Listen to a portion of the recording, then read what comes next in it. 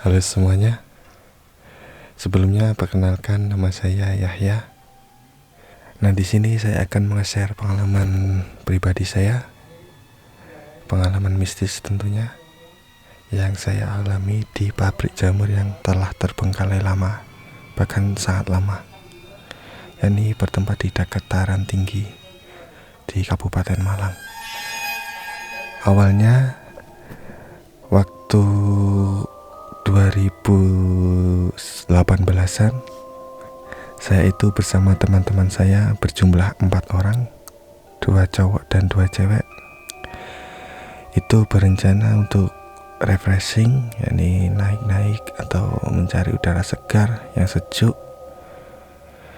Dan saya bersama teman-teman saya mengelis beberapa spot yang rencananya akan kami kunjungi. Salah satunya ya di pabrik jamur yang terbengkalai tadi. Kenapa saya dan teman-teman saya berencana ke situ? Karena ketika saya melihat di Instagram, tempat tersebut terlihat cukup instagramable. Jadi saya pun memutuskan untuk mengunjungi ke sana. Waktu itu saya dan teman-teman saya sudah standby untuk berangkat sekitar jam 8 pagi. Habis makan, saya dan teman-teman saya langsung bergegas menuju ke sana, yang kurang lebih dari pusat kota Malang dapat ditempuh sekitar 40 menitan dengan kondisi santai, tidak terlalu ngebut. Kemudian singkat cerita, saya dan teman-teman saya sudah sampai di tempat, kemudian parkir kendaraan, kemudian masuk. Ketika masuk ke pabrik yang terbengkalai tersebut, tidak ada perasaan negatif atau berpikiran aneh-aneh ketika awal tiba tersebut ya. Kemudian kami masuk, kami melihat-lihat bagaimana kayak situasi pabrik yang sangat terbengkalai, tidak terurus dan banyak sekali ilalang yang bertumbuhan. Kemudian suatu ketika saya memasuki sebuah ruangan yang kayaknya dulu itu tempat sebagai inkubasinya jamur untuk tumbuh gitu. Itu saya masuk, saya tiba-tiba merasa ada kayak perasaan aneh gitu, dimana ketika masuk saya itu mencium bau ketela bakar. Nah, aneh kan, kenapa kok di situ ada ketela bakar? Nah, terus saya bercanda ke teman saya, yang kalau artinya dalam bahasa Jawa itu ya, kalau diartikan ke bahasa Indonesia, yakni kamu itu belum mandi ya, baumu kayak ketela bakar. Nah gitulah, seperti human shaming. Kemudian setelah berkata bisa dibilang cukup sompral tadi, saya pun berjalannya paling belakang daripada teman-teman saya, bertujuan ya agak menantang gitu. Saya itu kan sebenarnya penasaran gitu ya dengan hal-hal kayak gitu. Sebenarnya ya pengen tahu makhluk kayak gitu itu seperti apa bentuknya. Kan kalau di film-film kan cuma gitu-gitu aja. Tapi kalau dilihatin secara sendiri itu ya agak takut. Tapi kalau ada temennya itu malah sompral, bisa dibilang gitu. Malah kita itu godain si makhluk tersebut ya.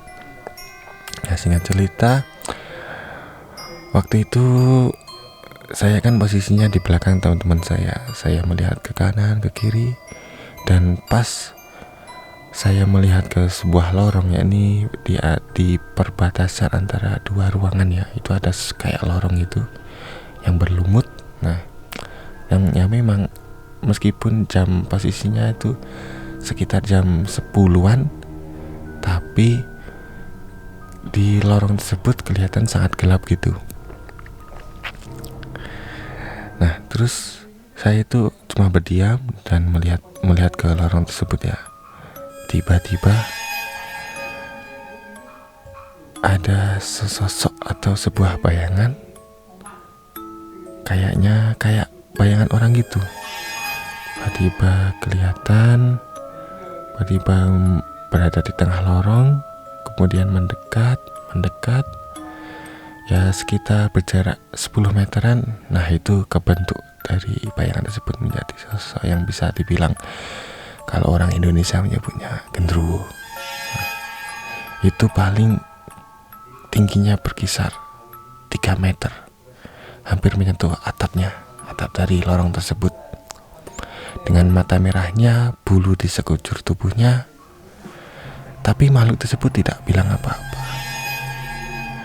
Kemudian karena saya ya juga agak takut ketinggalan dari teman-teman saya pun mengumpat dalam bahasa Jawa ya. Intinya ya itulah yang mengumpat yang terkenal. Kemudian setelah saya mengumpat tadi, saya pun bergegas meninggalkan tempat tersebut dengan berjalan tapi agak berlari gitu.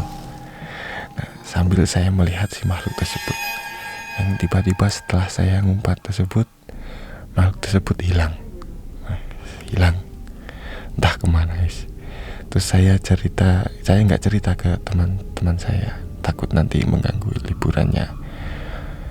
Kemudian saya dan teman-teman saya sudah berfoto-foto, kemudian selesai berfoto. Nah terus saya dan teman-teman saya akhirnya bergegas dari lokasi tersebut, si pabrik jamur yang terbengkalai tadi.